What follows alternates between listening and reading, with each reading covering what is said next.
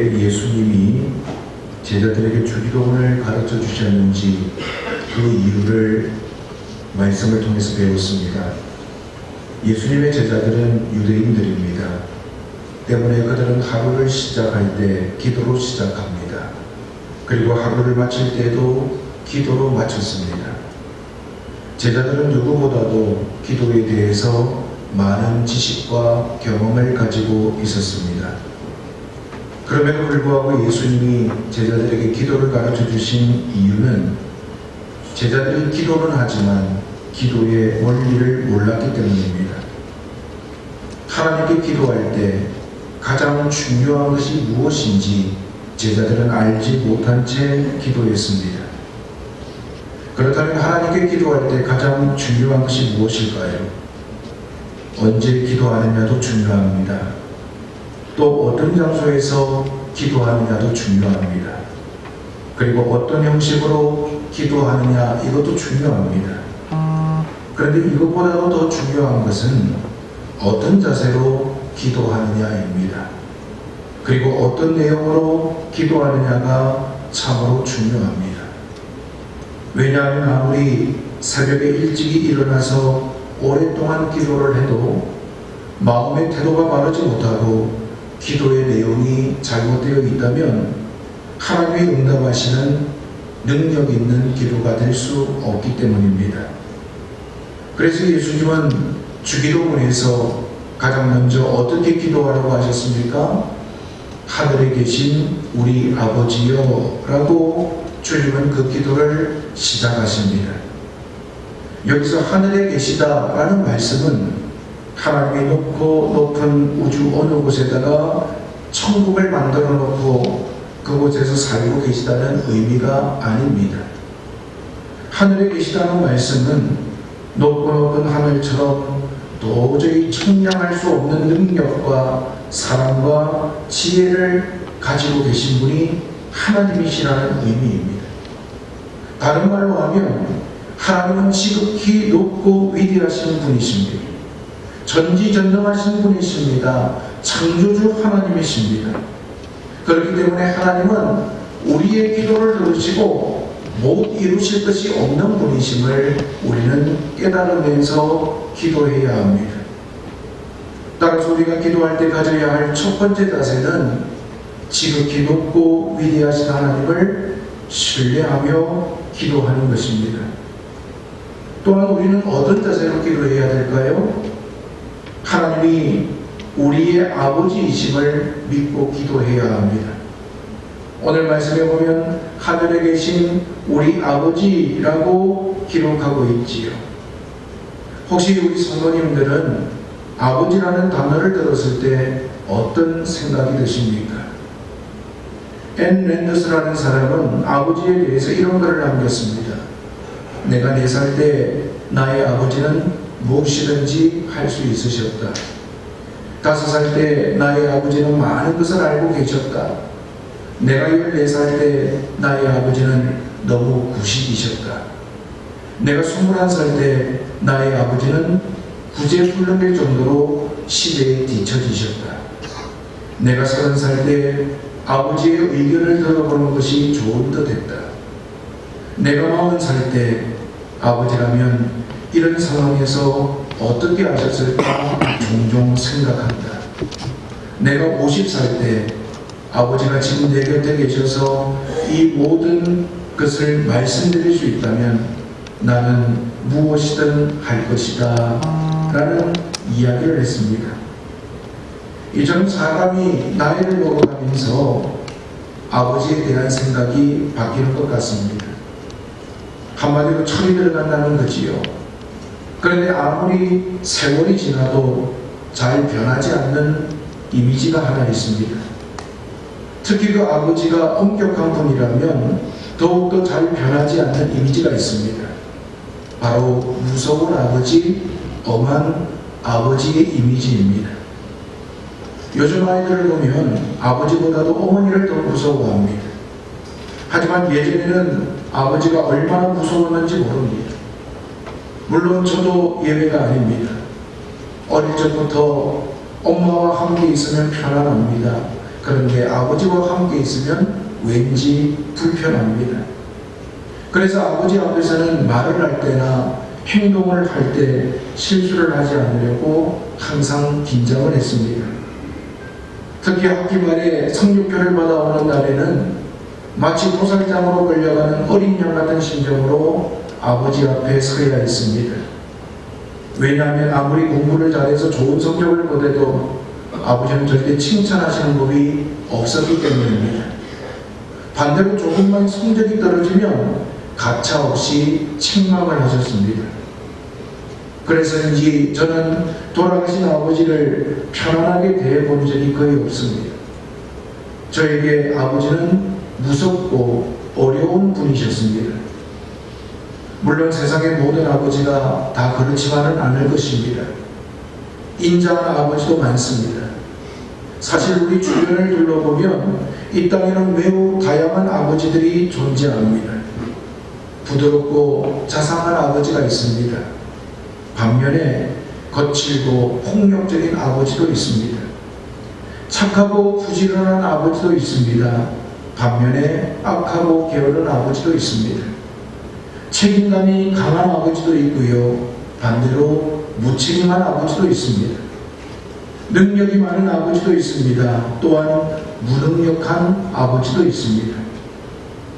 따라서 오늘 우리는 하늘에 계신 우리 아버지요 라고 기도할 때 내가 경험한 육신의 아버지에 대한 이미지를 그대로 가지고 있으면 하나님께 나아가는데 어려움이 생길 수 있습니다.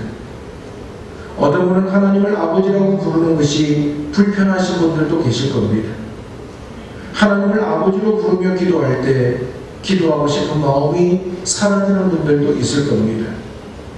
그래서 우리는 하나님이 과연 어떤 아버지이신지를 말씀을 통해서 배워야 합니다. 누가복음 15장에 보면 하나님이 어떤 아버지이신가를 우리에게 잘 보여줍니다. 누가복음 15장 1절과 2절을 보시면 모든 세리와 죄인들이 말씀을 들으러 가까이 나아오니 바리새인과 서기관들이 수군거려 이르되 이 사람이 죄인을 영접하고 음식을 같이 먹는다 하더라 라고 말씀합니다. 어느 날 바리새인들과 서기관들이 심각한 표정으로 자기네들끼리 모여서 수군거리고 있습니다. 왜냐하면 예수님이 세리와 죄인들을 가까이 하셨기 때문입니다. 당시 유대인들은 세리와 죄인들을 혐오했습니다. 사람 취급을 하지 않았습니다. 하지만 예수님은 오히려 그들의 친구가 되어주셨습니다. 또한 죄인과 세리들과 함께 식사도 하시고 말씀도 나누셨습니다. 이러한 분위기에서 예수님은 세 개의 비유를 말씀합니다. 첫 번째 비유는 이른 양의 비유입니다. 두 번째 비유는 이른 드라크마의 비유입니다. 그리고 세 번째 비유는 탕자의 비유입니다. 예수님은 우리가 잘 아는 탕자의 비유에 등장하는 아버지를 통해서 하나님은 어떤 아버지이신지를 우리가 잘 알기를 원하셨습니다. 그런데 그 예수님의 비유를 들었던 많은 사람들은 고개를 갸우뚱할 수밖에 없었습니다. 왜냐하면 그 비유에 나오는 아버지는 이상한 아버지이기 때문입니다. 평상시 그들이 알고 있던 아버지와는 완전히 다른 모습을 예수님께서 말씀하셨기 때문입니다.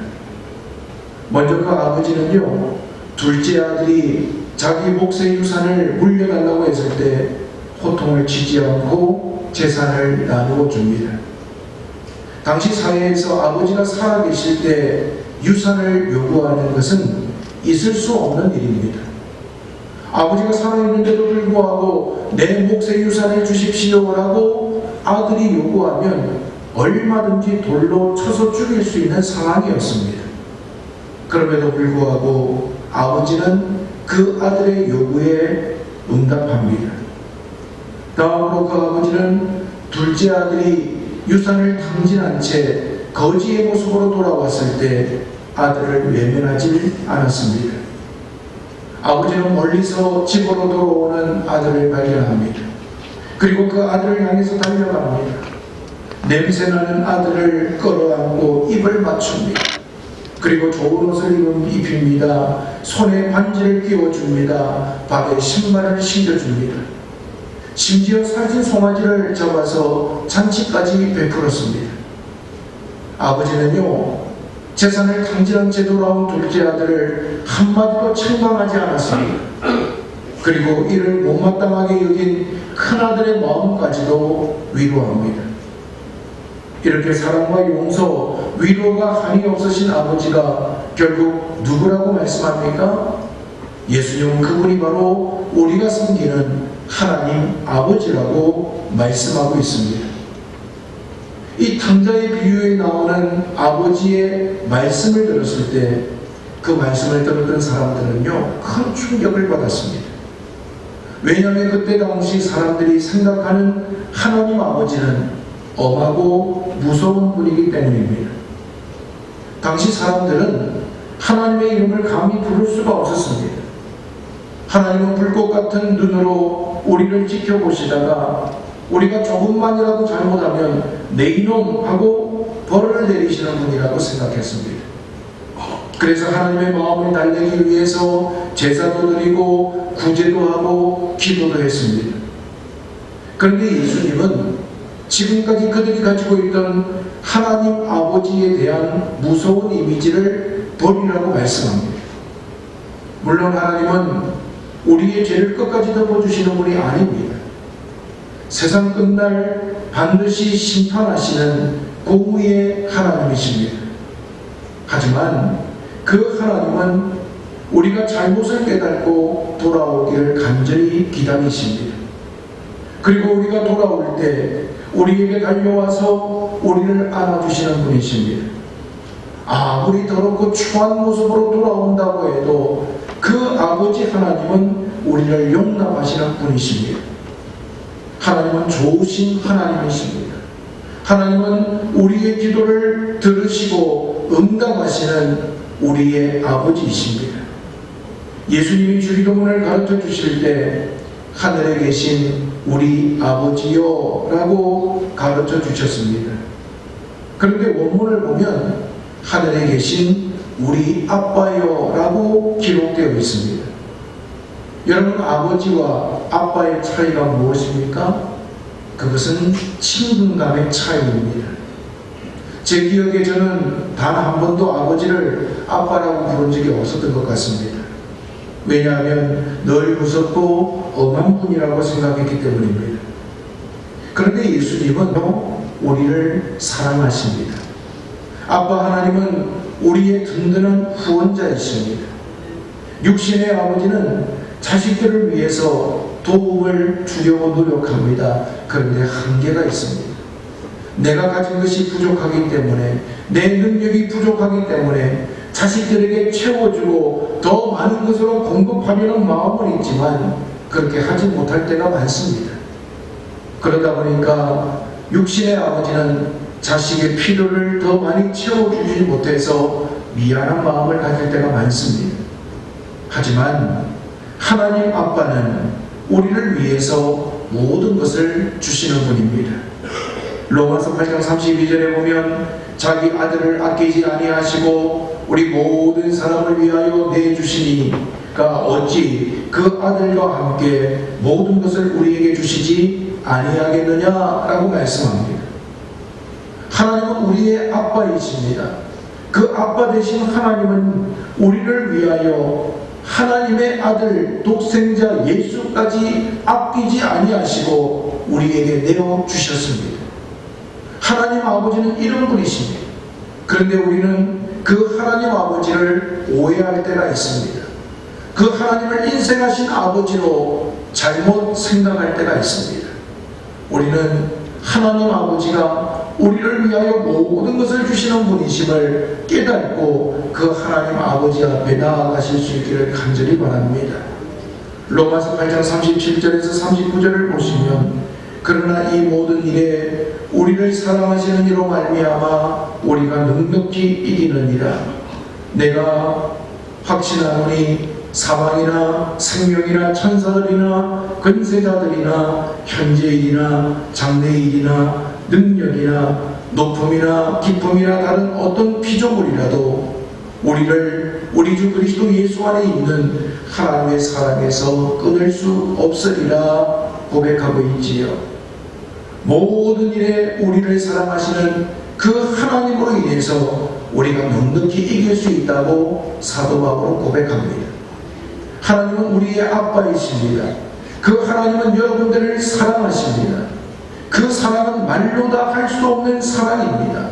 그렇기 때문에 우리가 이 땅을 살아가면서 때로는 넘어질 때가 있습니다. 실수할 때가 있습니다. 병들 때도 있습니다. 실패할 때도 있습니다. 하지만 하나님의 사랑이 우리를 다시금 일으켜 세워주시고 우리로 넉넉히 이기게 하심을 우리 모든 성도님들이 깨달을 수 있기를 간절히 바랍니다. 그 하나님의 사랑을요 끊을 수 있는 것은 아무것도 없습니다. 오늘 하나님은요 우리를 사랑하고 계십니다. 그 사랑을 우리가 깨닫지 못해서 그렇지, 그 사랑을 우리가 외면해서 그렇지, 하나님의 사랑은 지금까지 한 번도 변함없는 신실한 사랑임을 우리는 오늘 이 말씀을 통해서 알 수 있습니다. 사랑하는 성도 여러분, 오늘 이 세상의 사랑은요 조건적인 사랑입니다. 계산적인 사랑입니다. 어떤 때는 부모와 자식 간에도 서로 간에 계산하고 주판을 튕길 때가 있습니다. 하지만 우리 하나님 아빠의 사랑은 무조건적인 사랑입니다. 그 하나님 아버지는 우리를 향하여 놀라운 사랑으로, 끊임없는 사랑으로 우리와 함께 하심을 우리 성도님들이 깨달을 수 있기를 바랍니다.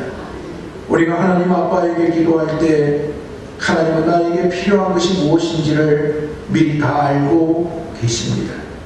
그렇기 때문에 우리는 하나님 앞에 하나님의 사랑을 신뢰하면서 나아가야 합니다.